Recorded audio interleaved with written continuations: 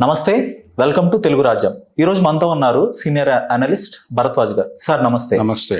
బెంగాల్లో హోరాహోరీ తప్పదు అని ఎగ్జిట్ పోల్స్ ఫలితాలు అయితే స్పష్టం చేస్తున్నాయి. దీని గురించి ఏమంటారు సార్? హోరాహోరీ అంటే బీజేపీకి తృణమూల్ కాంగ్రెస్కి మధ్య విజయం దోబూచులాడుతోంది అనేది సర్వేలు చెప్తున్నాయి. ఆల్మోస్ట్ తృణమూల్ ఎగ్జిట్ అయ్యే అవకాశాలు ఉన్నాయనే కన్ఫర్మ్ చేస్తున్నారు. అయిపోయిందంటే ఆవిడెప్పుడు 2011లో మొదలైంది ఆవిడ ప్రయాణం. సీఎంగా మొదలైంది, అయిపోయింది, ఎండ్ కార్డు పడే అవకాశాలు ఉన్నాయి అని వినిపిస్తోంది మాట. నిజానికి ఈ ప్రయాణంలో ఒక ఇంట్రెస్టింగ్ ఫ్యాక్ట్ ఏంటంటే బెంగాల్ ఎలక్షన్స్ సంబంధించి 30 ఏళ్ల పాటు ఆ రాష్ట్రాన్ని పరిపాలించినటువంటి మరో పార్టీ ఉంది, సిపిఎం. సిపిఎం పార్టీ ఉనికి కోల్పోయింది లాస్ట్ ఎలక్షన్లోనే. లాస్ట్ ఎలక్షన్లో వాళ్ళు ఏం గెలవలేదు. ఈసారి కూడా ఏమాత్రము ప్రభావం వేసే పరిస్థితి లేదు. ఓట్ బ్యాంక్ గతంతో పోలిస్తే ఈసారి ఇంకా తగ్గింది అనేది వినిపిస్తున్న మాట సర్వేల్లోనే. కనుక ఒక ప్రమాదకరమైన పరిస్థితి ఉంది అక్కడ. అంటే 30 ఏళ్ళు పరిపాలించిన ఆ పార్టీ తాలూకా బేస్ చాలా విస్తృతమైనటువంటి ఓట్ బ్యాంక్ ఉంటుంది కదా. ఆ ఓట్ బ్యాంక్ అంతా ఏమైపోయింది అంటే తృణమూల్ కాంగ్రెస్ మొదటిసారి గెలిచినప్పుడు కూడా వాళ్ళు 30 స్థానాల వరకు ఉన్నారు. ఆ తర్వాత తగ్గారు డ్రాస్టిక్గా. లాస్ట్ ఎలక్షన్కి 2కో 3కో కూడా పడిపోయింది. మొన్న బిఫోర్ లాస్ట్ ఎలక్షన్ 2016 అంటారా? అవును, లాస్ట్ ఎలక్షన్ 21కి ముందు 16లో ఒకసారి 21లో దాదాపుగా 2-3 స్థానాలకు పరిమితం అయ్యారు వాళ్ళు. 0 అయ్యారేమో కూడా. 0 అయ్యారు లాస్ట్ టైం. అంతకు ముందు 2-3 0 అయిపోయారు. ఈసారి కూడా ఎక్కడ సోదిలో కూడా కనిపించే పరిస్థితి కనిపించడం లేదు. ఏమైపోయింది మరి వాళ్ళ డేటా? అంటే వాళ్ళ ఓట్ బ్యాంక్ అంతా ఏమైపోయింది, ఎటు వెళ్ళిపోయింది ఆ ఓట్ బ్యాంక్? అంత సాలిడ్ ఓట్ బ్యాంక్, అన్నిసార్లు గెలిపించిన ఓట్ బ్యాంకు, కార్యకర్తలు వాళ్ళందరూ ఏమైపోయారు, ఎక్కడికి వెళ్ళిపోయారు అనేది ఒకసారి గమనిస్తే వాళ్ళందరూ కూడా టోటల్గా భారతీయ జనతా పార్టీ తీర్థం పుచ్చుకున్నారేమో అని డౌట్. ఆ ఓట్ బ్యాంకును టోటల్గా వాళ్ళు కబ్జా చేశారు అనేది అర్థమవుతోంది. అది నయాను భయాను, డబ్బులు చూపించో, భ్రమలు కల్పించో, ఏదైనా కావచ్చు, టోటల్గా ఆ ఓట్ బ్యాంకును కొనేశారు వాళ్ళు. సో ఆ సాలిడ్ ఓట్ బ్యాంక్ సౌజన్యంతోనే వాళ్ళు గతంలో పార్లమెంట్ సీట్లు కూడా విస్తృతంగా గెలిచారు. అంతకుముందు సిపిఎం నడుస్తున్న రోజుల్లో వీళ్ళకి అసలు అక్కడ ఓట్లే లేవు కదా. బీజేపీ ఓట్లు లేవు, పార్లమెంట్లోనూ సీట్లు కంట్రిబ్యూట్ చేసింది ఏమీ లేదు, అసెంబ్లీలోనూ పెద్దగా కనిపించేది కాదు. కమ్యూనిస్టులు అలానే భారతీయ జనతా పార్టీ అనేది రెండు పరస్పర విరుద్ధమైన భావజాలాలు కలిగిన పార్టీలు రెండు కూడా. అవును. సో ఇప్పుడు సిపిఎం పార్టీకి సంబంధించిన కార్యకర్తలు కానీ నేతలు కానీ అంత ఈజీగా బీజేపీకి లొంగుతారా అనేది కూడా ఒక ప్రశ్న ఉత్పన్నం అవుతుంది సార్. అంటే థియరిటికల్ బేస్ ఉండేటువంటి నాయకులు ఉంటారు, కానీ ఓట్ బ్యాంక్ని వెనక నుంచి లాగేసి ఉండొచ్చు కదా. క్యాడర్ని వశపరుచుకున్నారు, కొనుగోలు చేశారని అనుకుంటున్నాను నేను. భారతీయ జనతా పార్టీ ప్రోగ్రామ్ ఏంటి? ఎవరినైనా సరే టార్గెట్ చేసి సరెండర్ చేసుకోవటమే. ఈ సరెండర్ చేసుకోవటం, లేకపోతే నువ్వు సరెండర్ అవుతావా లేకపోతే అదృశ్యం అవుతావా అనే పరిస్థితికి వెళ్ళారట. కేంద్ర ప్రభుత్వం తమ కంట్రోల్లో ఉంది, రాజ్యాంగ వ్యవస్థలు తమ కంట్రోల్లో ఉన్నాయి అనేటువంటి భయాలు కలిగించడం ద్వారా చాలా మందిని లొంగ తీసుకున్నారట.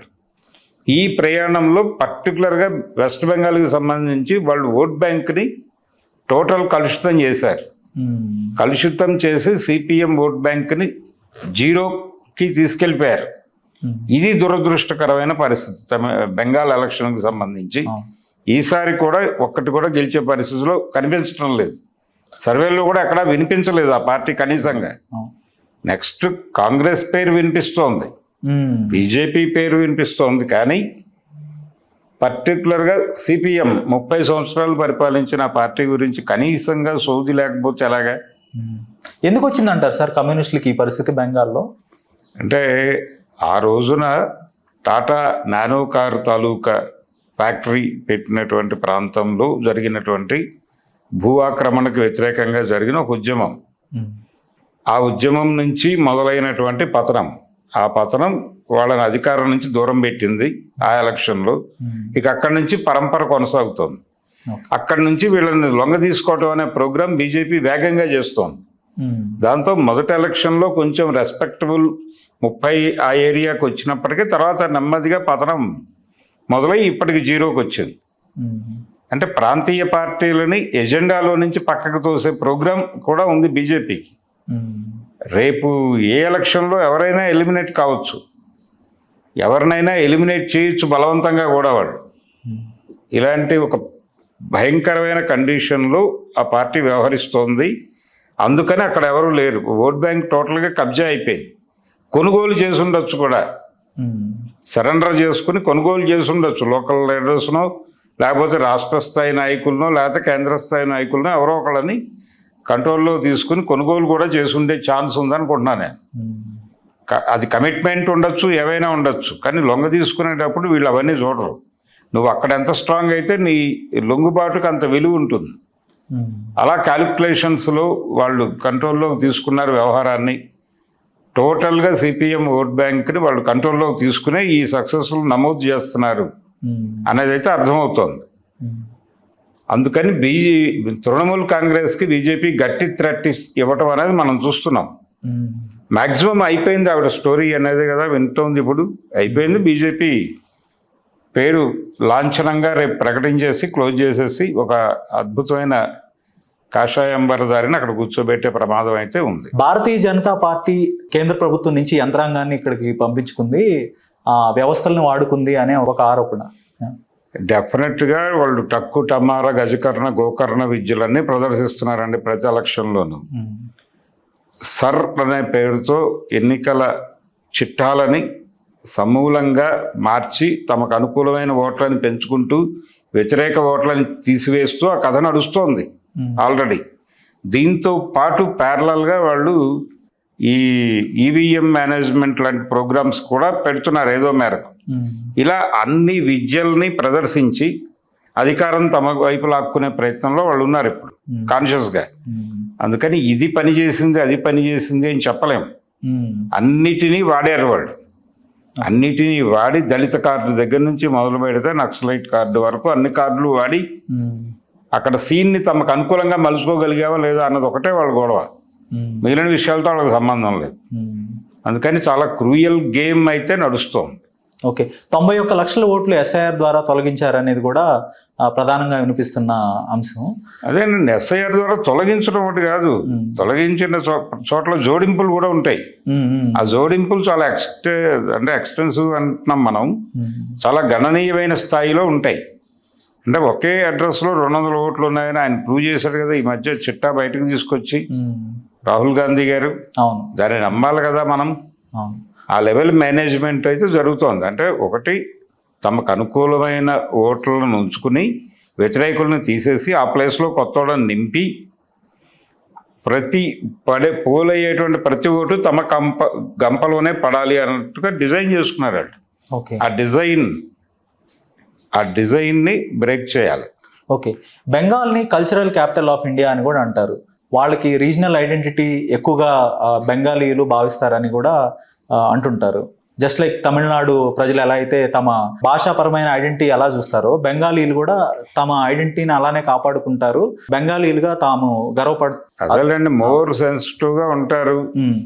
తమ పట్ల తాము, తమ కల్చర్ పట్ల, తమ ప్రత్యేకత పట్ల, తమ ఐడెంటిటీ పట్ల వాళ్ళు స్పెషల్ కేర్ తో ఉంటారు. అది వాస్తవమే. బీజేపీ ఢిల్లీ పార్టీ, మమతా బెంగాల్ కి సంబంధించిన పార్టీ, బెంగాల్ యొక్క ఆత్మగౌరవాన్ని కాపాడే పార్టీ అనే స్థాయిలో ప్రచారం చేశారు మమతా బెనర్జీ గారు. మరి ఇది వర్కౌట్ కాకపోవచ్చు అంటారా మమతా బెనర్జీ గారు? అంటే ఏ ప్రాంతీయ పార్టీకైనా ప్రాంతీయ ప్రజల ఆకాంక్షలే కీలకం.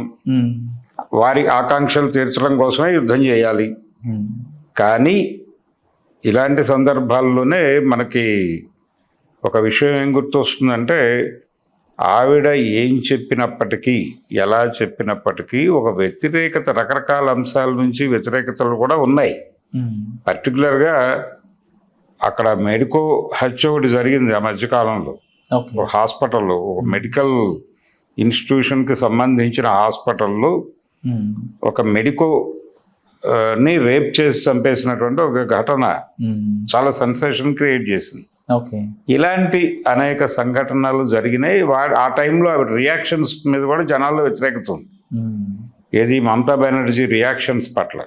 ఇవన్నీ కలిసి ఈ ఎలక్షన్లు సీరియస్గా పనిచేసాయి అనుకుంటున్నా. అందుకని కొంత నెగిటివ్ కనిపిస్తోంది స్పష్టంగానే. ఆవిడ వచ్చే అవకాశాలు తక్కువే. ఓకే. ఆవిడ లేదు ఇక. ఇప్పుడు మమత ఓడిపోయే పరిస్థితి ఉంటే, ఒకవేళ ఓడిపోతే కనుక దేశ రాజకీయాల్లో పెను మార్పులు ఏమైనా జరగవచ్చు అంటారా? బీజేపీ బెంగాల్లో హస్తగతం చేసుకుంటే సో ఎలాంటి పరిస్థితి ఉంటారు? వాళ్ళు ఒక రకంగా బెంగాల్ని కంట్రోల్లో తీసేసుకుంటున్నారు, అది వాస్తవమే. బెంగాల్తో పాటు ఇంకొక ఎలక్షన్ తమిళనాడు ఒకటే వాళ్ళకి కొరుకుడు పడలేదు. తమిళనాడు కొరుకుడు పడలేదు. అస్సాం వాళ్ళ కంట్రోల్లోనే ఉంది. అక్కడ గణ సంగ్రామ పరిషత్ ప్రస్తుతం వాళ్ళతోనే ఉంది కదా. సో వాళ్ళు దాదాపు ప్రతి చోట సక్సెస్ఫుల్గానే ఉంది.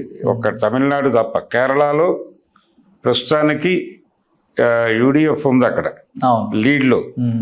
అది బీజేపీకి ఉపయోగపడే అంశం. చాలా మంది అర్థం చేసుకోవట్లేదు. అది కాంగ్రెస్ కూటమి అంటున్నారు కానీ ఆ కూటమి అధికారంలోకి రావడం ద్వారా లెఫ్ట్ని తొక్కారు అక్కడ.